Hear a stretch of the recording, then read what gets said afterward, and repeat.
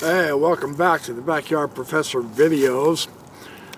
I want to talk about the CES letter. And it's true, Jeremy Runnels wrote the CES letter, what now, 6 years ago or so. So, yeah, it's typical. I'm late to the party. However, you know, the apologists, the church leadership, regular, typical Mormons, they're miffed with this CES letter phenomenon, and it's impressive. What is it that is making the CES letter, not only its longevity of going viral and being read by so many hundreds of thousands of people, what is it that is giving it its punch, its power? Because this thing is not going away, much to the chagrin of the Mormon leadership and the apologists. And there are reasons why that is happening. And I kind of want to, browse, think out loud with you, as it were, browse through some of the ideas that Runnels has expressed in the CES letter and give an overall idea of just what is it about this thing that is so incredibly attractive. Not only for Mormons and ex-Mormons, but for typical people who have never even heard of Mormonism. They read the CES letter and they start asking around and saying, wow, have Mormons been able to answer this? This seems pretty powerful, right? That's because it is pretty powerful.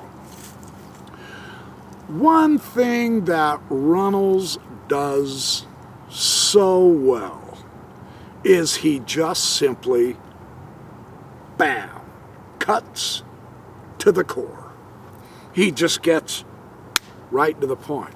Now, the response to this has been really enlightening for someone who's kind of stepping away from it and observing from a bird's eye view, not only the letter and the effect of the letter on people, but on the response to that letter has been really interesting, because so many are attacking Jeremy and not dealing with the substance of his letter. Now, the church education system director, the CES director, asked Jeremy to write down his concerns, and he would answer those concerns.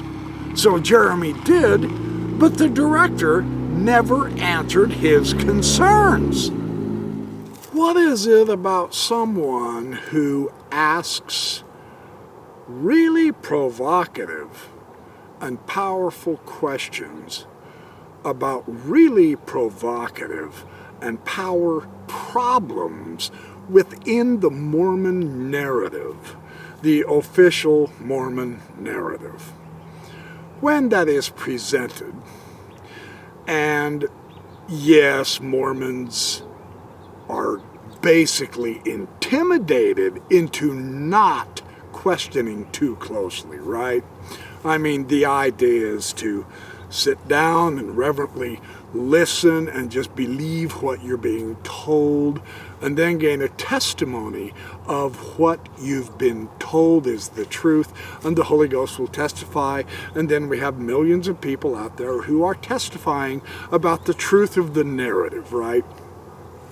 Along comes Jeremy Runnels, and he says, well, 2 plus 2 does not equal 397,414.807659999. There's something wrong here. So he asks some pertinent questions. Now, the responses to this have been almost as interesting as the letter itself. Not because they have been so well done, but for the opposite reason. And it kind of takes you back. You go, wow, yeah, that's all you've got? You know, I'm thinking about the response of Kwaku with his, tits show. This is the show with the acronym TITS. That was a complete double whammy black eye to FAIR, and the most embarrassing, stupid thing they have ever done.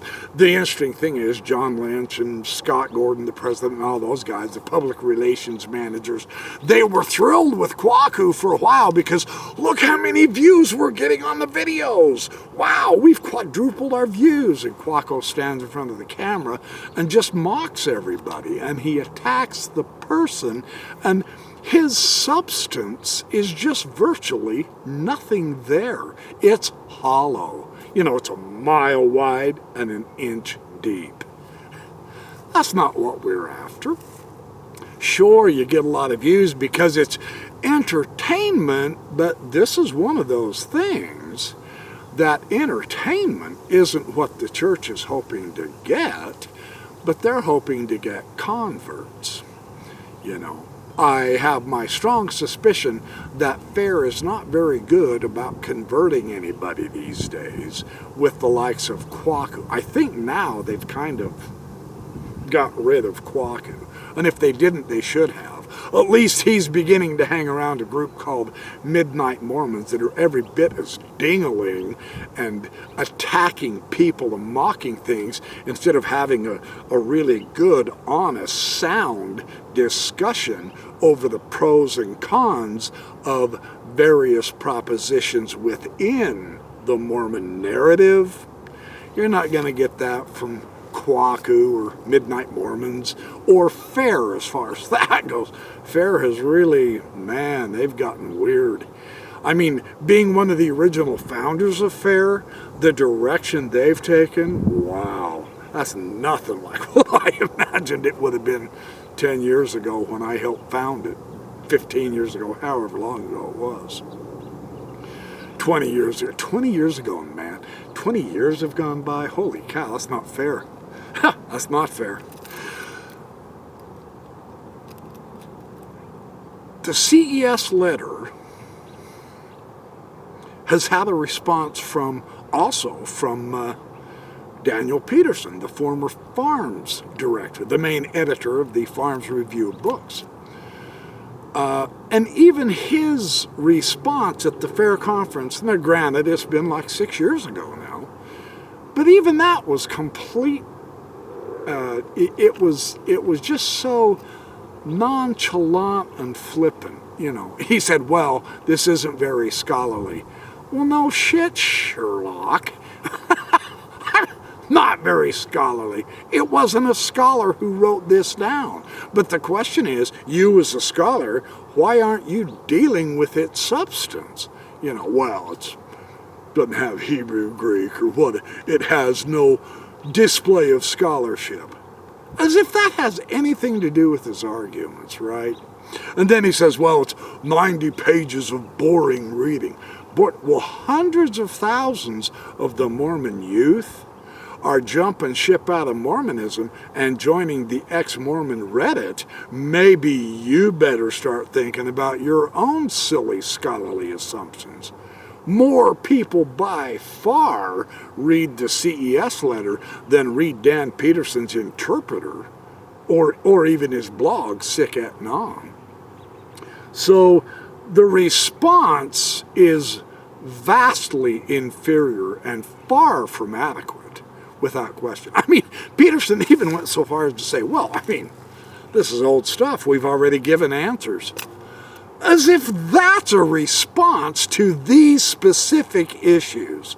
We've already given answers. We're not interested in getting answers. Yeah, it's an interesting apologetic strategy these days, isn't it? Well, we've already given the answers. Well, obviously, they aren't good enough.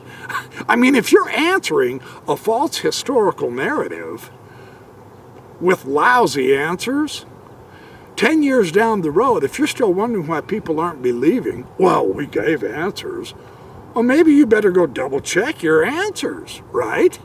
Is that all you want to be able to say is, oh, well, it's got answers, it's got answers.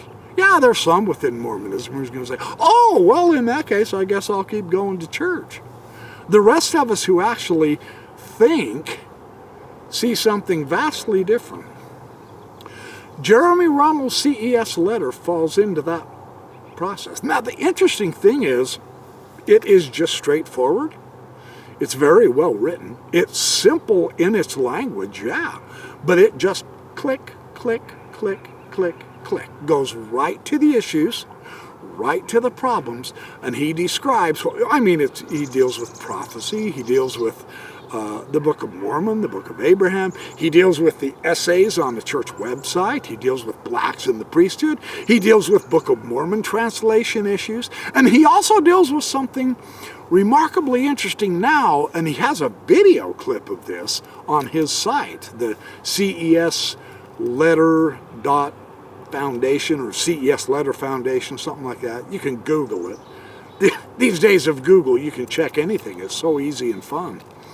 You have to be careful, though, because there's a bunch of stupid crap out there on the internet, too. But you can find the CES Letter very easy on the internet.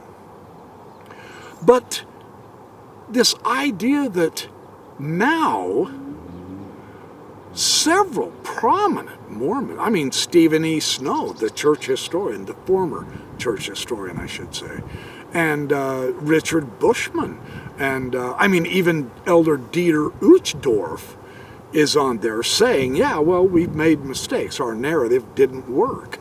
And there's several prominent Mormon scholars who are now saying, oh man, these guys that are just sticking with literal wooden historical truth instead of the much more full implications of Scripture, they're not doing us any favors anymore, In other words, the old approach of Lou Midgley, for instance, and Dan Peterson and those guys, they're admitting that not only is the current narrative false, but that it's misleading, and we have to begin to become more open, they say. The day where we can hide from the members some of the bad stuff, we can't do that anymore. In other words, they are admitting that we now have to quit lying about all of it. Quit lying about it? Well, that would be nice, but apparently you're not thinking through the full implications of what's going on here. Because you're being, because of the information age, you are being forced to be more truthful. Yeah. Do you really think that's the image you want to portray? At this point, because you guys are so browbeaten, interested in hero worship of the apostles and prophets, Boyd K. Packer's faithful history, and I don't trust historians to want to tell every truth. We need to do just faith-promoting stuff and all that. Well, that stupid policy is sure biting you in the butt now, isn't it? I am so glad I'm not an apologist and have to defend what's going on right now. Holy nightmare Batman. If you have to be forced to open up and tell the truth, how are you ever going to be trustworthy anyway? Right? Yeah, and I know. Yeah, we've got the Joseph Smith Papers Project. And, now we're open and transparent. Malarkey. The Mormons who have their own blogs, the Mormons who do their own YouTube videos, you'll notice they don't allow the like and dislike buttons, nor do they allow comments to be made. See, Mormons want to dictate to you. They don't want a dialogue. They don't want to come, let us reason together. Let's analyze the strengths and the weaknesses. They want you to get the impression that There are no weaknesses. This is just the truth. What you need to do is just believe, have faith, and come and join us.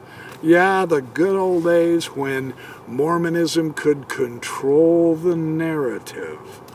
Those days are over. And the CES Letter is proof of that. You know what else I find so interesting is that the CES Letter,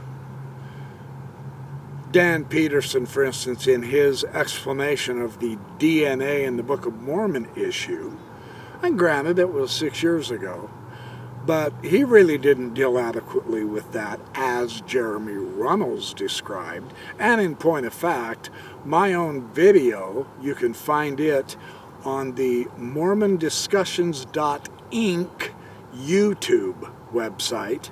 Just look me up in the playlist, The Backyard Professor. I've got a DNA and Book of Mormon video.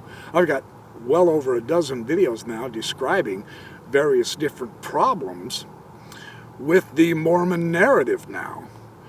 But I've outdated Dan Peterson's approach to the DNA so that they are still not adequately addressing the issue of the Book of Mormon. And I mean, I'm not trying to be offensive against my friend Mike Ash. I consider him my friend. Even though I'm on the other side now, I'm moving more toward the light, the further light and knowledge that Father promised, instead of staying stagnant with the false narrative that the Mormons have been perpetuating for the last 150 years. I've decided to graduate past their 6th grade level, so to speak, and move on. But even my good friend Mike Ash, in his Bamboozled by the CES Letter, he really doesn't adequately present anything. The thing I noticed about his Book of Abraham, I was real interested in the responses to Runnels' analysis of the Book of Abraham issue.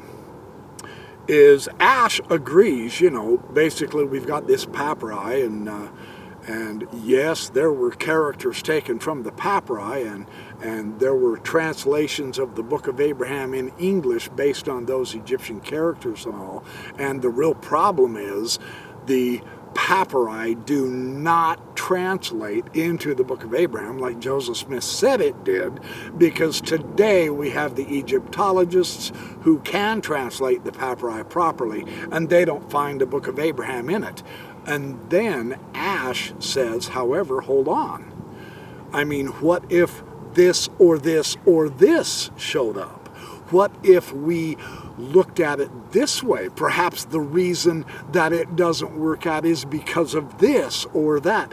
The thing that is so remarkable about Mormon apologetics at this point is that from a Bayes theorem perspective, and Ash isn't using Bayes' theorem, I'm saying from a Bayes' theorem perspective, if a particular piece of evidence does not justify a hypothesis, every ad hoc excuse you add to explain why the evidence does not match the hypothesis does not improve the chances of the hypothesis being true.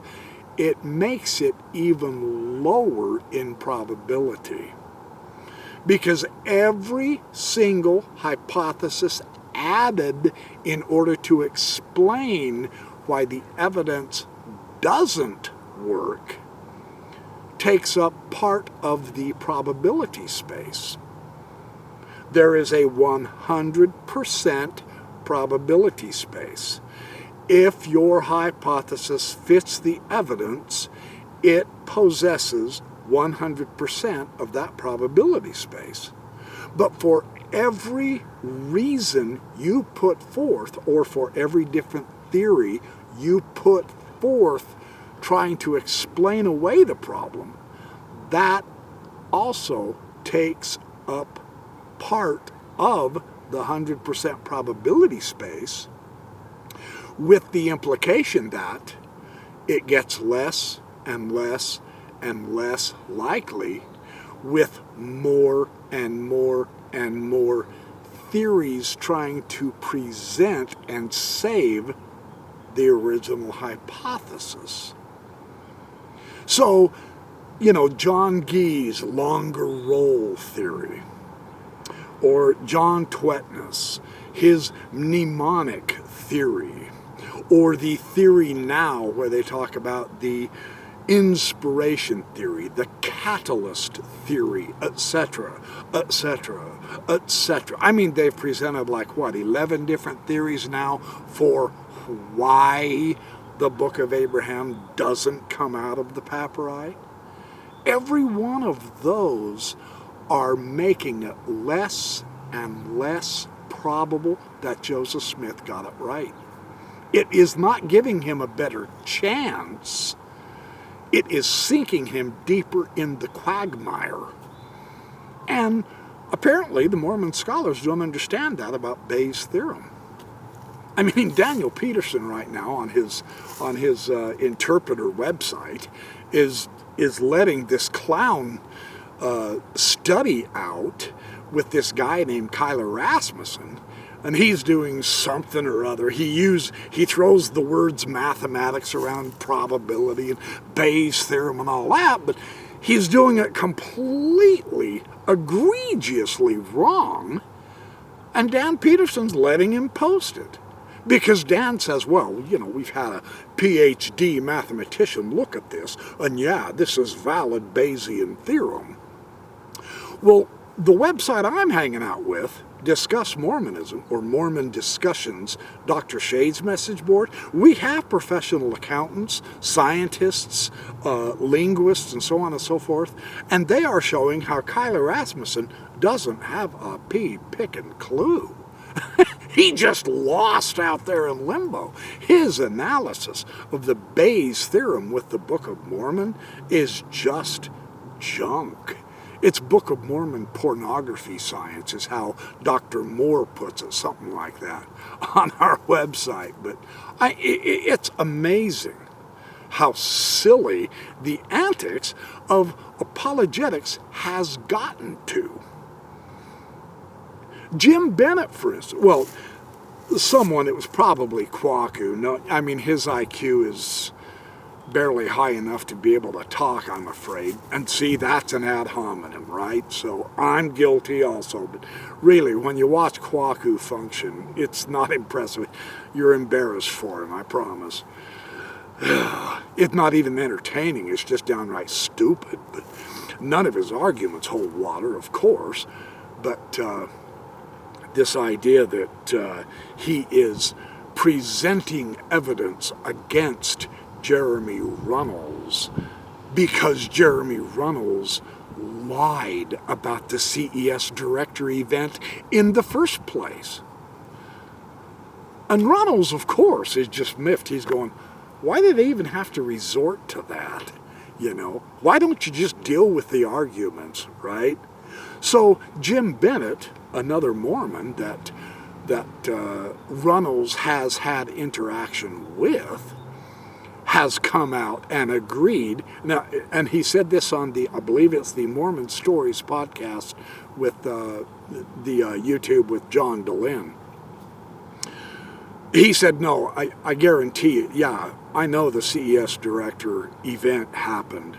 That's not fake. Runnels isn't faking that. Now, in his argument with Runnels, Bennett himself, his argument against Runnels is not based on Runnels' argument about the false Orthodox Mormon narrative. I mean, this stuff gets weird, positively weird.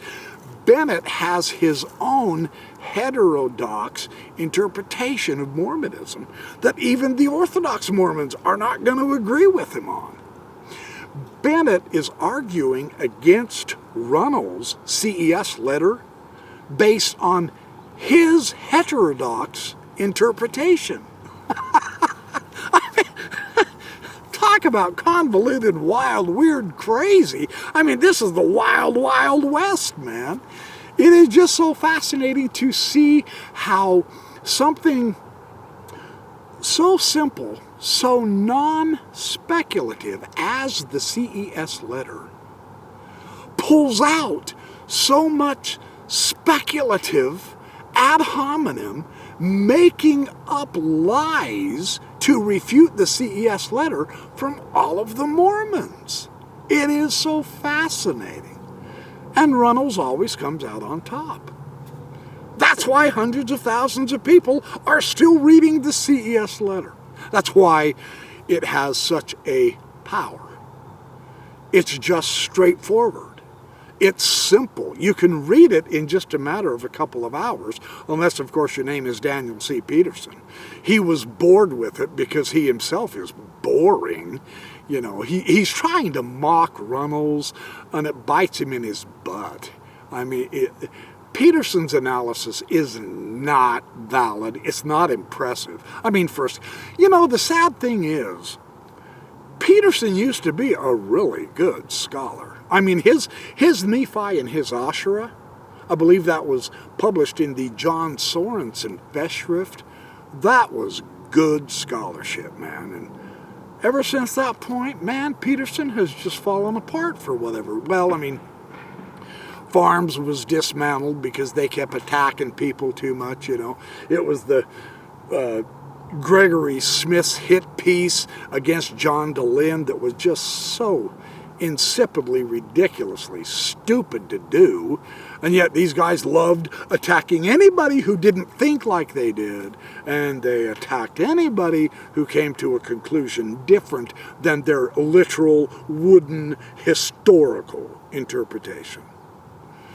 So they became judge and jury, and of course the church can't allow them to start attacking other members of the church, so they dismantled Farms. They fired Peterson and told everybody else, get the hell out of town. We don't want nothing to do with you like this. They turned it into the Neil A. Maxwell Institute, and they haven't done anything hardly. I mean, what can you do with it, right? So this CES letter enigma is fantastically interesting. And there's another angle that is truly remarkably interesting. And that is this confession about the essays on the church website. Now, of course, you know, much like blacks in the priesthood, it was public pressure that finally forced Mormons to come out with the Joseph Smith Papers project, you know. Yeah, now we're all wide open. We're publishing everything Joseph Smith ever... And that's a good thing, but they started out with these various essays on the Adam God and pre-existence and Book of Mormon translation with the seer stones in a white hat, not using the gold plates, and Joseph Smith marrying other men's wives while they were still married to them, and marrying a 14-year-old girl, things like that. The Book of Abraham translation. They've come out and confessed, yeah, the Book of Abraham doesn't translate from the Papyrus, things like that. These essays that were meant to be more honest, more realistic, more truthful, more open. The phenomenal thing about these essays,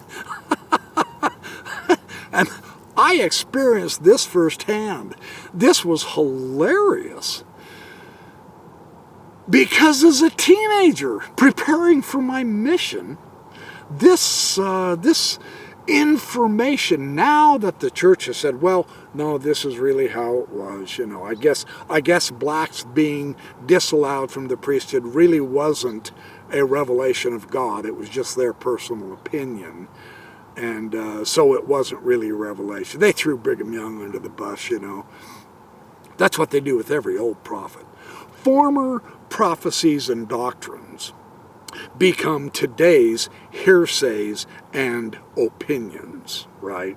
So whatever the prophet is testifying today of any kind of revelation he got from Jesus in the upper rooms of the Salt Lake Temple while he's having hot chocolate and donuts with Jesus is going to be tomorrow's opinion, because it's not going to match, right?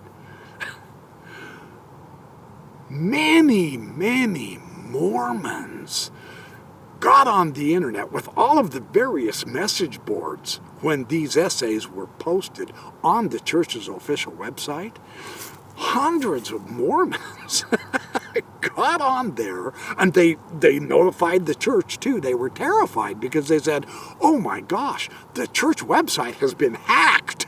It's been hacked by anti-Mormons, and they're posting their anti-Mormon filth and crap and apostate views on our church's website. We've got to warn them, man. We've got to tell everyone out there on the internet that, hey, this has been hacked. We don't really believe any of that stuff.